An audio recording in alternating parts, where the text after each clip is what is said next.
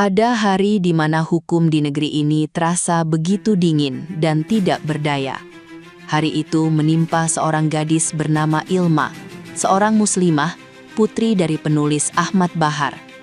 Bayangkan, di hari ulang tahunnya, di saat dia seharusnya merayakan kebahagiaan bersama keluarga, rumahnya justru dikepung oleh belasan orang berpakaian ormas. Dengan penuh ketakutan, dia dipaksa dibawa pergi sejauh puluhan kilometer dari Depok menuju markas GRIP di Kedoya. Hanya karena sebuah kesalahpahaman siber yang sama sekali tidak dia lakukan. Di manakah negara saat jeritan ketakutan itu menggema di ruang rumahnya?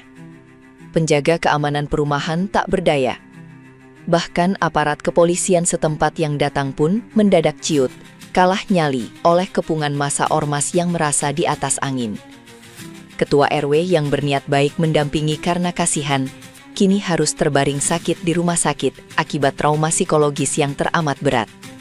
Betapa menyedihkan ketika seragam pelindung negara mendadak tak punya taji di hadapan kuasa premanisme. Nestapa Ilma memuncak di markas ormas tersebut. Di hadapan puluhan mata lelaki, dia ditunjuk-tunjuk oleh seorang Hercules Rosario. Bentakan-bentakan kasar menghujam dirinya. Dia disuruh mencopot jilbabnya, diancam akan dipenjarakan, dan didikte bahwa ayahnya akan ditelanjangi di atas meja jika ada di sana. Dan demi meluluhkan mental gadis malang ini, 2 letusan senjata api ditembakkan ke lantai. Di dalam ruangan gelap penuh intimidasi itu, Ilma hanya bisa terdiam, bergetar menahan tangis, menerima takdir pahit bahwa kemerdekaannya sebagai warga negara telah dirampas paksa. Yang membuat dada kita kian sesak adalah kenyataan pasca kejadian.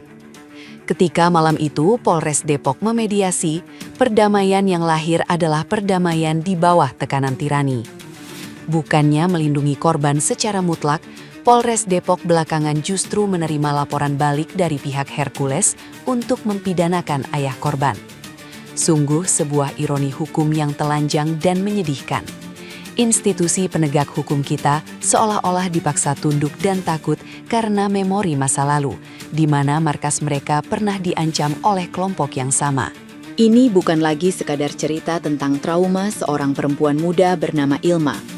Ini adalah cerita tentang runtuhnya marwah sebuah bangsa. Ketika fungsi penggeledahan, penjemputan paksa dan interogasi yang harusnya menjadi hak eksklusif kepolisian, kini dengan bebasnya diambil alih oleh organisasi massa. Kita seperti hidup di dalam negara ketakutan, di mana rakyat kecil harus selalu mengalah, dan mereka yang dekat dengan lingkar kekuasaan bebas berbuat apa saja dengan dalih membela ini dan itu. Kini, mata seluruh rakyat tertuju pada Presiden Prabowo Subianto. Di manakah ketegasan jenderal yang dulu berjanji mengayomi rakyat kecil? Akankah negara ini selamanya dikangkangi oleh hukum rimba? Jika tangisan Ilma dan matinya keadilan ini dibiarkan tanpa tindakan tegas, maka esok hari, giliran anak perempuan kita yang mungkin akan menjadi korban berikutnya.